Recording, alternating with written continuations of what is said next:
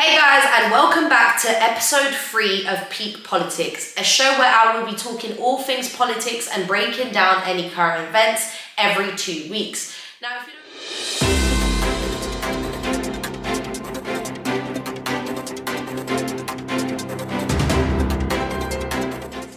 if you don't already know, the show is broken up into 3 segments. First being basic info, the second being peak current events, and the third being a Q&A section where I answer any questions you may have.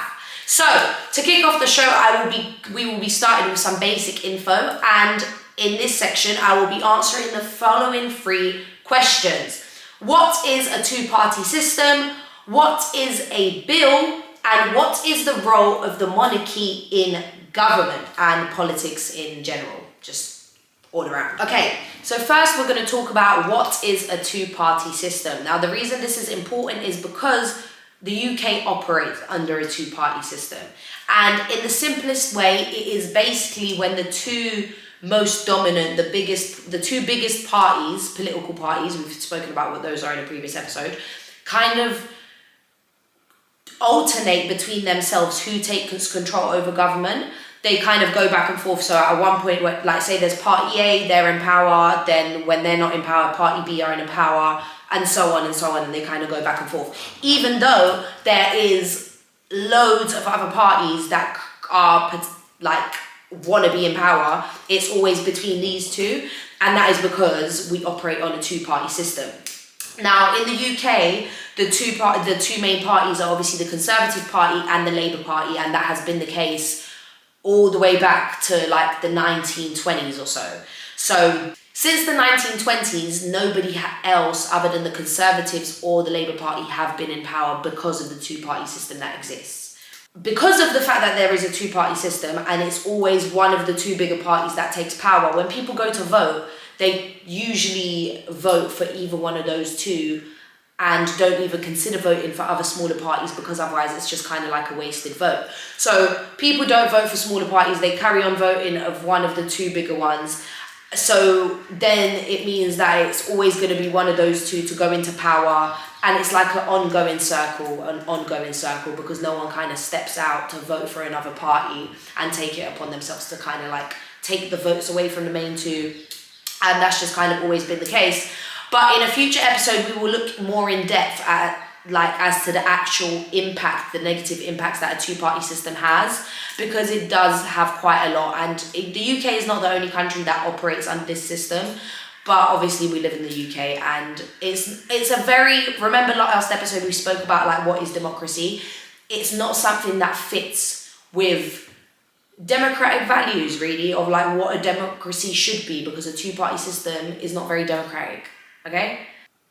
Okay, so time for question number 2. What is a bill? Now this answer is going to be very short and sweet.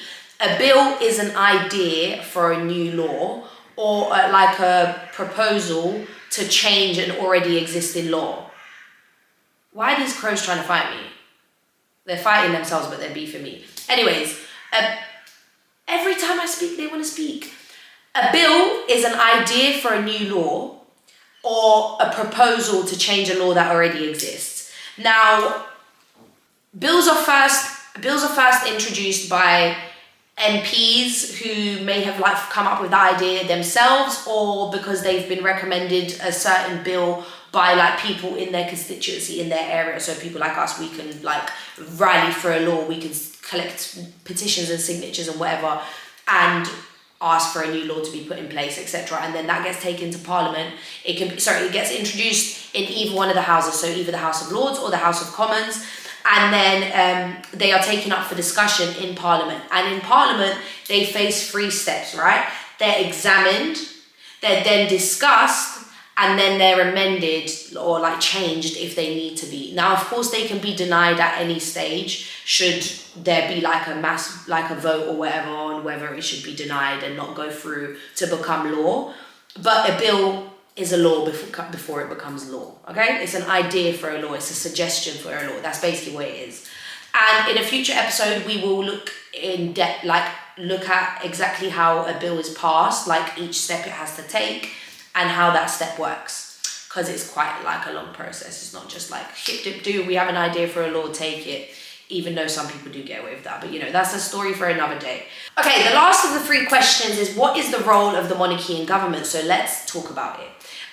The UK has what is known as a constitutional monarchy, which, to put it simply, means that even though we have a king or queen in the past, even though we have a monarch, a king or queen, they don't actually have power. They're kind of just there for decoration. Do you know what I mean? They don't really do much. All of the decision making is left to the government and parliament and all of the politics people. The king or queen is just kind of there more to be fancy, and it's kind of like been maintained because obviously back in the day they had a lot of power, and it's kind of just been kept through tradition. But yeah, fun fact also, the monarch is not actually allowed in the Houses of Parliament, or the House of Commons. I'm pretty sure the king or queen can't go in there because of some previous historical stuff, but if you want to know about that, I can tell you about that in another episode. I'm not going to go on the tangent. But anyways, despite the monarchy basically doing nothing, they still take millions of public money to fund its lavish lifestyle. So that's fun, isn't it? But that is also why many people think that in the day and age that we live in now, in the 21st century, the monarchy should not be a thing. Or if it wants to be a thing, it needs to fund itself and not taking money out of the taxpayer's pocket, okay? But again, a debate for another day. Okay, so now on to peak current events for this episode. And in this episode, I'm going to give you guys a brief explainer on some of the recent impacts and like things that have been happening because of the recent earthquake that happened in Turkey, but particularly focusing on Syria, as many people don't seem to be focusing on that part of the world as per usual. And Syria is a country that has been ridden by civil war. It's been going through civil war for absolute decades, which has already led to its people suffering and there to be poverty and hunger, issues with like healthcare, and all of these things have just been made 10 times worse because of the earthquake.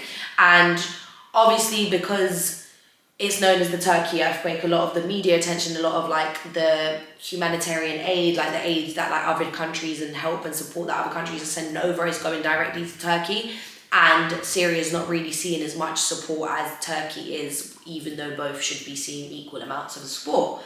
So, right, like I said, Syria is already a country that's been ridden with civil war for years. I'll talk about what a civil war is in a further episode because that's like a complete entity on its own. But I just wanted to kind of like pinpoint some of the things that have like gotten worse. Like hunger has gotten worse because obviously there's issues with food. Things like healthcare. Healthcare in Syria was under immense pressure, like loads of pressure because of the civil wars as is, and they were just like simply not prepared to deal with that kind of stuff. Obviously an earthquake happening has just completely made that 10 times worse.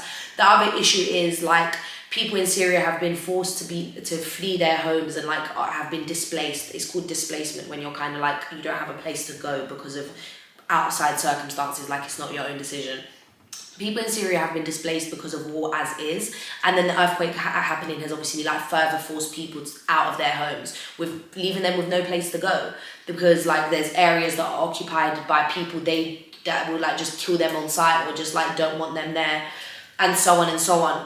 The other thing is any kind of like aid and support and help or like food, etc., health resources, water, anything that is being sent over to Syria, the little that people are sending over, might not necessarily be getting to everyone that needs it, because the Syrian government has for years blocked ways of getting aid to areas that are controlled by like the opposition, so like the people that the government's got beef with. So like there's any like rebel groups or any like little divisions, like anti-government groups that might be operating in those areas, they don't send humanitarian aid there, even though there is still regular civilians that are living in those areas just being restricted by everyone around them. So it's crazy. Like I said, most of the world it seems to be very focused on just Turkey being impacted by the earthquake, but Syria is being impacted just as bad. And obviously they have had previous issues with things like hunger, poverty, and all of these things prior. So this is just like furthered that and like just completely made it worse. So I just wanted to bring awareness to this with you guys, so you are aware that like, oh, if you're looking to donate or like kind of like looking to educate yourself about this a bit more, also look at Syria, because it's also been impacted by the earthquake. Now, finally onto the Q&A segment of this episode. And from last week, there was not that many questions. But to be honest, the episode did not do too well, but it's fine. We move. It seems as though like the videos that I do of like just me vlogging get more views than these videos, but I don't care because I really care about this. And even if I'm just helping 10 people learn something new, I will keep doing it. And it's my baby, do you know what I mean? And I care about my baby, so I'm going to keep it going. But anyways, as I was saying, there wasn't many views, which meant that there was only really one question. And the question was about Brexit and if I could talk about some of the impacts of Brexit. I feel like Brexit is a topic in its own that I should cover. I might actually do it in the next episode in the peak current events, because even though it's something that has been going on for ages, it's still very current and very like much affecting us now. So anyways, I will do a whole little segment on Brexit, but to answer your question now, I'm just going to look at some of the ways that Brexit has impacted us. So the main thing that has kind of like been impacted by Brexit and that has led to other things kind of like topple over and also get affected because of that one thing is trade. So kind of like the way we work with other countries, right? Like the way we exchange things with other countries, or like what we import and what we export. Because we're no longer part of the European Union, like our trade relationships with the European Union, because of how Brexit was done and because of how badly it was done, it left those relationships kind of very bad. Those aren't our brethren anymore, do you know what I mean? Those are essentially our ops. And because of that, it means that like exports, imports, and just like trade in general hasn't been very good. Now, trade, of course, impacts things like our access to certain products or like our ability to import certain vegetables and stuff like that. But it also impacts our wider economy, because obviously our economy is not as popping as it was beforehand. Now, the other thing that was impacted by Brexit, which is also kind of like under the trade umbrella, but because of like, not necessarily the trade umbrella, but it's also because of like the bad relationships, was business investment. People from that side no longer invest in businesses over here, and we don't really invest in businesses over there. Kind of vice versa situation, which means again, our economy is like falling on that aspect because no one's funneling money into it. Do you know what I mean? So yeah, our economy has essentially just gone into shit, and the UK economy is actually estimated to be 5.5% poorer now than it would have been if we had stayed in the EU, and that's according to a study by the Centre for European Reform. So it's just a whole load of bullshit, basically. Brexit is Brexit. Do you know what I mean? The problems with trade led to problems with the economy. Brexit also caused people to not invest in businesses, and there's so many more things other than that, like are postage, right? Buying something from Europe, do you know how much more you have to pay for it to come over here now? Like, why am I basically paying Australia customs fees to get a package from Europe? Are you okay? That is ridiculous. So just like little things, it's big things that have like toppled all the way down to like our everyday life and affected things like that. But I think the biggest problem with Brexit is the fact that like, we need to remember that before Brexit happened, we were promised so many things that Brexit was going to bring. It was going to improve trade. It was going to make us more independent. It was going to give us the opportunity to take us away from like bad European laws that we might not agree with. But the reality of the fact is Brexit has actually done none of that. We promised the NHS to put an extra 350 million or something like that. Don't quote me on that number. But a good amount of millions we promised to pump into the NHS if Brexit happens. And what have we got instead? An NHS crisis.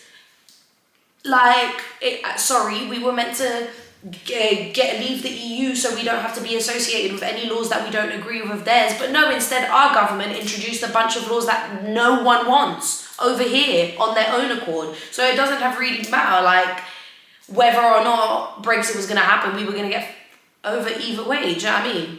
But yeah, so I think that the underlying fact of Brexit is all of the promises that were made, which I never believed in, but a lot of like right-wing members of this country did. All of the vote leave, people believed a lot of that stuff, and now even they're turning around and saying that Brexit was a mistake, because people like farmers and all of these people that like rely on trade are being left in the mud by the very people who needed their vote for this to happen.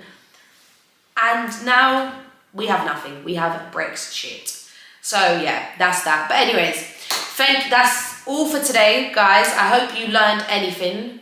Like, I honestly hope you at least learned one thing or what one word means. If you didn't learn anything, that means I need to be doing a better job. So please leave a comment down below if you didn't learn anything and tell me, no, I didn't learn anything, Claudia.